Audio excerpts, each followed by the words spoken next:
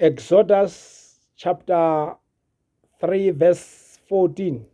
And God said to Moses, I am who I am.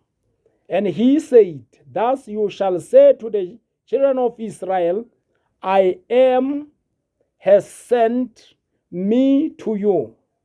John chapter 8 verse 58. Jesus said to them, truly, truly, I say to you, before Abraham came into being, I am.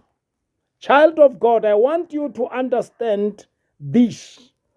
Jehovah means I am who I am, the source, the self-existing, and the everlasting one.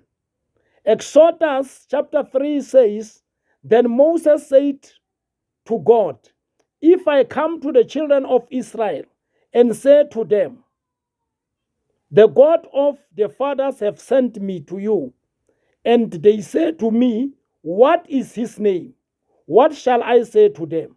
And God said to Moses, I am who I am. And he said, thus you shall say to the children of Israel, I am has sent me to you. Oh, hallelujah. God called Moses and charged him to say to Israel that his name is I am. I am. Oh, hallelujah. Means Jehovah. I am who I am. We can also say that Jehovah means I was, I am, and I will be.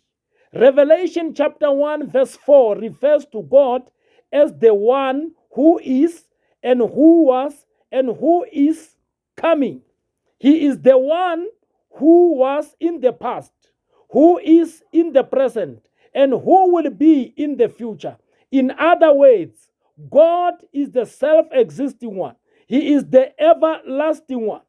It implies that he has no beginning and has no ending. Child of God, remember that we are created in the likeness and in the image of God, who is I am. That's why each and every person, when he explains himself, he says, I am. He is everything to us. He is healing to us. He is food. He is drink. He is righteousness. He is holiness. That's why his name is I am. So when you say I am, you need to pause a little bit, because I am means God. So when you say I am, you are coming into a new reality of God, because you and God are one. You are in union with God. You are mingled and you are saturated. You are grafted in God. You and God are one. God became man. That man may become God in life and in nature, but not in God's head. Meaning that although man is God, but he's not equal with God. But man is the embodiment of I am. So when you say, I am healed, you have come to your real and divine identity. When you say, I am holy, you have come into the new reality and you have come into divinity, because this is who you are in divinity. When you say, I am righteous, you are explaining your identity. You have come to your identity. You have come to your reality. You don't need to say, I want to be righteous or I was righteous, because God does not operate in the past or in the future, but God operates in the realm of now. He's operating in the realm of eternity.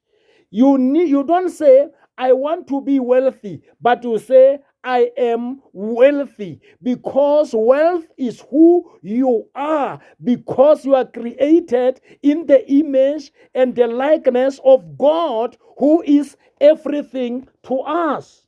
This is powerful. Another name of God is Elohim, implying the faithful, the strong one. The word Elohim in plural is is in plural, and it indicates that God is a triune. Genesis chapter 1, verse 1 says that in the beginning, Elohim created heavens and the earth. As the self-existing one, as the everlasting one, God is the reality of every positive thing. The Gospel of John reveals that He is all we need. He is life, He is light, He is food, He is drink, He is the pasture, He is the way, He is everything. He is the glory and everything that is positive you can think about. The Bible says, Christ in you, the hope of glory. The hope of glory. And I am is you also, because when you say I am, you are explaining your identity.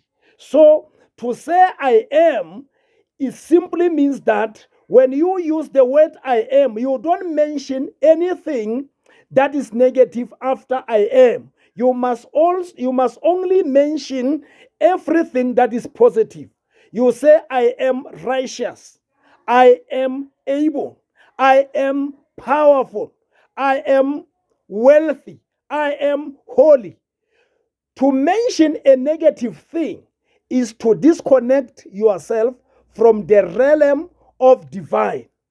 I am who I am. I am means that you are created in the image and likeness of I am.